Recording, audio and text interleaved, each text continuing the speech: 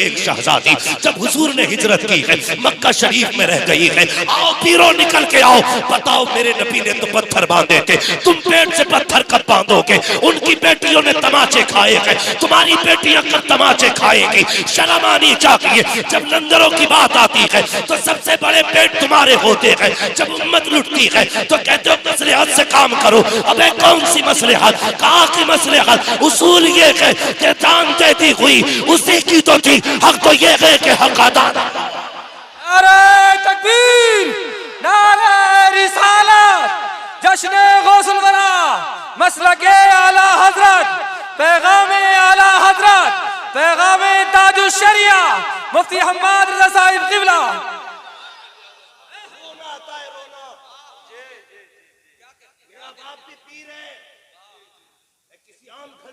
नहीं रखता, मेरा बाप भी पीर है और मेरा घराना जागिरों का नहीं। खुदा ने जितनी पहने दी है सारी कारियां है कुरान। बेशक बेशक हक बात है। होश में रहो, उम्मत को न लुटने देंगे न बर्बाद होने देंगे। जब तक सांसें बाकी रहेगी उम्मत के हक में लड़ते रहेंगे। बेशक हक क्या बात है। उम्मत को यही मेरा मुरीद हो गया, उससे हाथ मत मिलाना। मैं टंके की चोट पे कहता हूँ, अकीदत की वजह से नहीं, हकीकत की वजह से। लोगों जन्नत में जाना चाहते हो तो आला हज़रत से जुड़े रहना, बरेली से जुड़े रहना। यकीन ना हो तो आजमा लेना, जो बरेली वाला होगा वो किसी वली का गुस्ताख नहीं हो सकता। जो बरेली वाला वो किसी बुजुर्ग का गुस्ताख नहीं। वारसी बनते हो, हमसे बड़ा कोई वारसी हो तो लागे।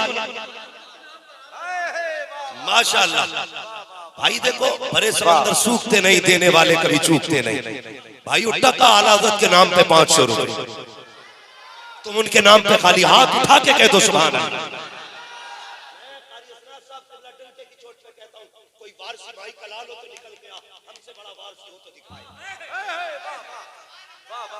हाँ, कोई मदारे पाक का चाहने वाला हमसे बड़ा हो तो निकल के दिखा।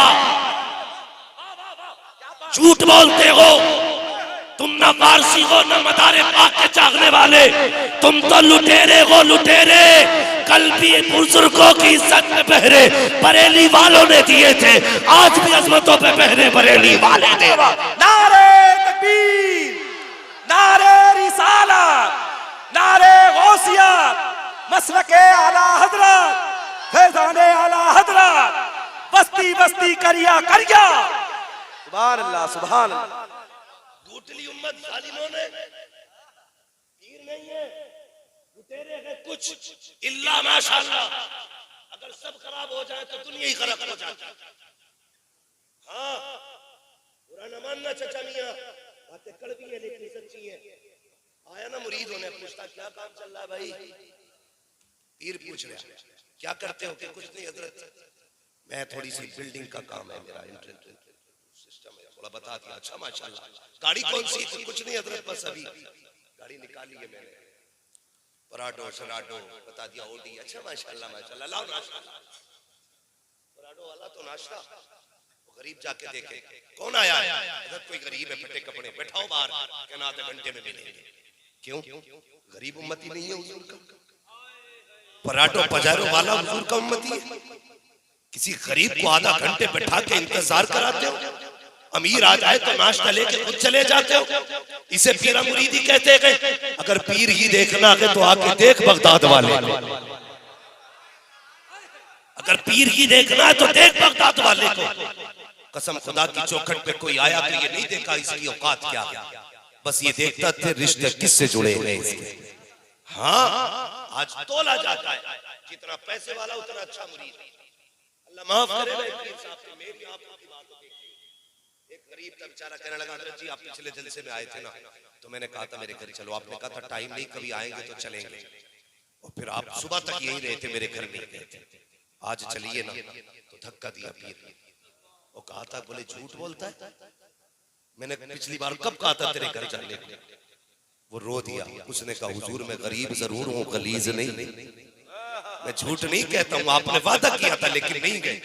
मैंने खुद देखा उस गरीब को धक्का देके निकाला गया। और जिसके घर पे हम बैठे थे ना, जैसे आप आज हमारी मेहमान नवाजी हमारे जहांगीर भाई ने की है, तो ऐसे ही वहां पर उस दिन बैठे थे, बड़े पैसे वाले का घर था।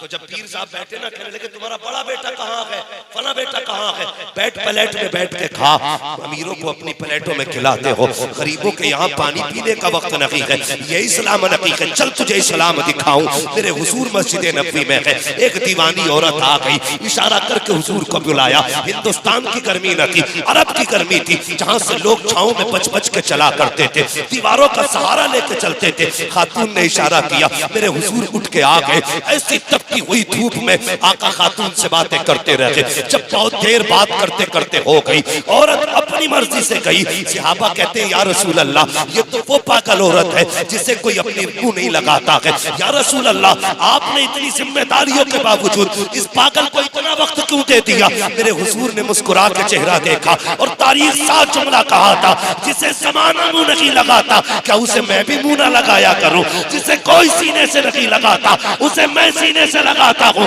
इस्लाम ये नहीं है कि अमीरों के तलवे चाटे जाएं। इस्लाम ये है कि एक ही सफ में खड़े हो गए, महमूद अयाज, ना कोई बंदा रहा ना कोई बंदा रहा। वाह वाह वाह, सुभान अल्लाह सुभान अल्लाह। सफों में वफा पैदा करो, मोहब्बतें पैदा करो। हम पीर के नाम पे लड़ेंगे नहीं, नबी के नाम पे एक जगह इकट्ठे होकर दिखाएं। बेशक बेशक, बोलो इंशाअल्लाह। लेकिन तकलीफ है, कल दुख हुआ, एक जलसे में गया था मैं, जब उस जलसे में गया ना, आपसे भी तकलीफ, मुझे एक शख्स ने चलते चलते एक बात बताई। मैं कोई बात कह रहा था, उसने कहा ये भी कोई ताज्जुब की बात है। मैंने कहा फिर? कहने लगे ताज्जुब की बात तो ये है कि सगे बाप और चचा ने मिलकर के ना 8 साल की बच्ची का कत्ल किया। रूह कांप गई। बहुत गौर से मेरी बात सुना। मैंने कहा किस लिए, कसूर क्या था बच्ची का? 8 साल की बच्ची बदकिरदार तो नहीं हो सकती। कोई ये कहे कि इसलिए बेटी मार दी गई कि उसके चलन अच्छे नहीं थे, बाप ने इज्जत बचाने के लिए बेटी का कत्ल किया। उसने कहा नहीं, पाइप प्लानिंग मारा गया, बाप ने बेटी को आवाज दी। और यार बेटी बेटी होती है, कसम खुदा की दुनिया के मंत्री पे बेटी भरोसा नहीं कर सकती जितना बाप पे भरोसा कर सकती है। वाह वाह वाह, बेटी बेटी होती है। का बाप ने बुलाया, सेटिंग पहनी थी, और चचा से यानी अपने भाई से कहा मेरा रुख उधर हो ना, पीछे से बच्ची को कत्ल कर कर। 8 साल की बच्ची कत्ल कर दी गई। मैंने कहा कसूर का सिर्फ इसलिए कि अपने सामने वालों पे केस लगा। दिल के फपोले जल उठे सीने के दाग से, इस घर को आग लग गई घर के चिराग से। किसी में हिम्मत नहीं है कोई तुम्हें मार दे, किसी में ताकत नहीं है कोई तुम्हें खत्म कर दे। तुम तो अपने गले खुद काट रहे हो, अपने आप को खुद तबाह कर रहे हो। 8 साल की बेटी का कसूर क्या था? यही कि वो बेटी है, या इसलिए उसका इस्तेमाल किया गया कि वो जाएगी तो जहेज लेकर के जाएगी। और खुदा के बंदे बता तो सकी, जो तुमने अपने सामने के कलमा पढ़ने वालों को फंसाने के लिए एक बेटी का कत्ल किया, पहला जुर्म तो तुमने ये किया है, बेकसूर बेटी को कत्ल किया। क्यों भूल गया? वइदल मौऊदतु सुइलत बिअय्यि ज़ंबिन क़ुतिलत। क्या तुमने कुरान नहीं पढ़ा है? यही बच्ची अल्लाह की अदालत में खड़ी होगी। मुस्तफा भी होंगे, फातिमा ज़हरा भी होंगी, गौसुल वरा भी होंगे, हसनैन करीमैन भी होंगी, सैयदा ज़ैनब भी होंगी। उस वक्त में बच्ची अपने बाप और चचा का गिरबान पकड़ेगी और कहेगी पता कौन सा कसूर था मेरा, किस खता पे मुझे कत्ल किया गया था। हाँ हाँ, ये जुर्म की सजा इतनी बड़ी है, कोई बचाने वाला नसीब नहीं होगा। आज कत्ल कत्ल नहीं है, अपनों को फंसाने के लिए झूठ का सहारा। तुझे क्या लगता है किसी को खबर नहीं होती है जब कोई बेगुनाह मुसलमान फंसता है? किसी को खबर हो न हो, मदीने वाले मुस्तफा को खबर हो जाया करती है। हाँ हाँ मेरे भाई, अपनों को फंसाने के लिए झूठ का सहारा न लेना। और तुझे क्या पता है जब कोई बेगुनाह की कैद में रोया करता है, इधर ये तड़पता है, उधर मदीने वाले मुस्तफा का दिल तड़पा करता है। इस उम्मत को किस प्यार से बनाया था मुस्तफा ने, हमने क्या कर डाला है उम्मत का? अपनों अपने के खिलाफ खड़े हो गए, अपनों के मुकदमे अपनों के खिलाफ है। कचहरियां जाकर के देखो तो मुसलमान मुसलमान का दुश्मन है, जेलों में जाकर के देखो तो सगों ने सगों को जेल में डाला है। और तुझे क्या पता जब कोई कैद के अंदर होता है बच्चे कैसे यतीमों की तरह जिंदगी गुजारते हैं। कोई जाकर के बच्चों को देखे। मैं एक होटल पे खाना खाने गया, मैंने इतने छोटे बच्चे को 6 साल उम्र बच्चे की थी हजरत, मैंने उसको प्लेट उठाते देखा। मैंने कहा इस बच्चे को कौन लेकर के आया, क्यों ये काम कर रहा है। बच्चे को मैंने करीब बुलाया, मैंने कहा बेटे तू काम क्यों कर रहा है, तेरे बाप का क्या नाम है। उसने नाम बताया। मैंने कहा है तेरे बाप का, मेरे बाप जेल में है। मैंने होटल वाले से पूछा यार इसके बाप ने कौन सा जुर्म किया है जो वो जेल के अंदर है। उसने कहा मौलाना साहब हजरत बात ये है इसके बाप को झूठे कोकशी के केस में फंसाया गया है। ओ खुदा के वास्ते किसी बच्चे को यतीमी की जिंदगी गुजारने पे मजबूर ना करना। किसी बच्चे को तुम कमजोरी बचपने की उम्र में जो प्यार की उम्र है उसमें उससे मेहनत ना कराना, उसको रोने पे मजबूर ना करना, वरना याद रखना वो ऐसा कातिल मुतलक है। तू तो जेल में डाल के बच्चों को यतीम बना रहा है, वो तुझे कब्र में डाल के तेरे बच्चों को यतीम बनाएगा। और सुन तो सकी जब कैदी के बच्चे रोते हैं तो आंसू पोंछने वाले मिलते हैं, लेकिन अगर किसी बेकसूर के बच्चे रोएंगे आंसू पोंछने वाले मिलेंगे। मगर जब तू कब्र में डाला जाएगा अल्लाह इतना रुलाएगा कोई आंसू पोंछने वाला नसीब नहीं होगा। तब खुदा कहेगा बुला अपने हामियों को, बुला अपने रफीकों को, बुला उन पुलिस वालों को जिन्होंने पैसे खा करके झूठे केस बनाए थे। वहां किसी की हुकूमत नहीं चलेगी, अगर चलेगी तो खुदा की चलेगी, बाकी किसी की नहीं चलेगी। इसलिए कहता हूँ आज ले उनकी पनाह, आज मदद मांग उनसे, कल न मानेंगे कयामत में अगर बाबा। नारे तकबीर, नारे रिसालत, नारे गौसियत, मसलके आला हजरत, फैज़ाने आला हजरत, बस्ती बस्ती करिया करिया, हजरत अल्लामा मुफ्ती हम्माद रजा साहिब किबला। सुभान अल्लाह सुभान अल्लाह। सफों में इत्तेहाद पैदा करो, सफों में इत्तेफाक पैदा करो। ओ यार आज तेरी वजह से किसी का बच्चा होटल पे बर्तन धो रहा है, कल खुदा ना करे तू कब्र में लेटा हो और तेरा 6 साल का बच्चा किसी की झूठी प्लेट उठाए तो बता तेरे जिगर पे क्या गुजरेगी। क्यों नहीं है हमारे दिलों में रहम। हम सिर्फ कोरे कपड़े पहनने के रह गए, ऊपर से सफेद कपड़े अंदर से काला दिल लिए घूम रहे हैं। अंदर से दिल काले हो गए, किसी के दिल में रहम नाम की चीज नहीं रह गई, किसी में वफा नहीं है। तुम्हें पता है जब जंगे बदर हुई थी और उसमें कैदी बना के दुश्मन लाए गए थे तो जानते हो, तुम्हें बताऊं मेरे हुजूर का किरदार क्या है और इस्लाम क्या है। हुजूर के दुश्मनों को कैदी बना के लाया गया तो कुछ कैदी ऐसे थे, आपको ना आपके चचा की आवाज, अपने चचा की आवाज कानों में आई, किस चीज की, कराहने की, आह की आवाज आई। हुजूर पूरी रात नहीं सोए। सहाबा ने कहा या रसूल अल्लाह क्यों नहीं सोए।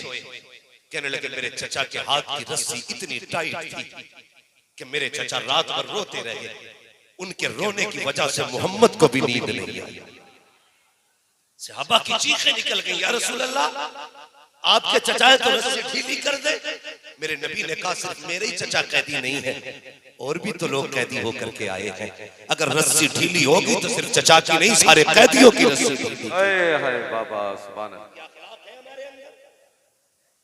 हम कोरे कपड़े पहन कर लोगों को बेवकूफ बनाते हैं, दिल काले हैं कपड़े सफेद हैं। भाई भले कपड़े मैले हो दिल साफ रखा करो, दिल साफ रखा करो, माफी का हौसला रख। माफी किसे कहते हैं कोई नहीं जानता। आज तो नफरतों की दीवारें इतनी बड़ी हो गई, तूने मेरे पीर को कहा कैसे, मैं तो तेरा गला काट दूं। इसलिए रह गए थे लड़ने के लिए। मैं मुतलकन किसी पीर को गलत नहीं कह रहा, मेरी सिर्फ इतनी गुजारिश है जिसे शरीयत पीर कहते हैं उसे पीर मानो, सुभान अल्लाह सुभान अल्लाह। और जिसे शरीयत लतिया दे उसे ठोकर मार दे। कहते अगर तू शरीयत का नहीं हो सकता तो मदीने वाले मोहम्मद का भी नहीं हो सकता। करो और इकराम से गुजारिश है, हाथ जोड़, किसी जाहिल पीर का साया इस उम्मत में न पड़े। तुम्हारी जिम्मेदारी है, इमामत छूटे तो छूट जाए, उम्मत नहीं भटकनी चाहिए। ये नहीं है कि सेठ का पीर 17 अंगूठी पहन के बैठा है तो तुम उसे जन्नती बताओ। खुल के कह, जो शरीयत का नहीं है वो उम्मत का भी नहीं। और बताओ, इस उम्मत की आंखें खोलना हमारी जिम्मेदारी है, हमारी जिम्मेदारी है। अगर ना समझे तो फिर इसकी जिम्मेदारी, वरना क्या जरूरत थी मैं भी मीठी मीठी बातें करके पैसे लेके चला जाता? क्या जरूरत है इतना रिस्क, इतने खतरे, इतनी धमकियां, इतने दुश्मन बनाने की? डर नहीं लगता, इसलिए कि जब तक खुदा ने सांसें लिख दी है ना, कोई माई का लाल एक सांस कम नहीं कर सकता। और जब खुदा खत्म करेगा तो कोई माई का लाल एक सांस बढ़ा, जोर से बढ़ा नहीं सकता है। हम तो जानते हैं, हम आज भी उनके कर्म पे चल रहे हैं, कल भी उन्हीं के कर्म पे चलेंगे। लेकिन तुमसे गुजारिश है, दिलों में नरमी पैदा करो, हौसले पैदा करो। हमें नफरतें कितनी बढ़ गई, माफ करना, कोई प्रधान या नेता बैठा हो, गुजारिश इतनी है, इलेक्शन को इलेक्शन की तरह लड़ना, शरीकताई के बंटवारे की तरह लड़ना। वोट ने भाई को भाई के खिलाफ खड़ा कर दिया, और प्रधान को मौज ही नहीं आती जब तक अपनों को लड़ा नहीं लेते।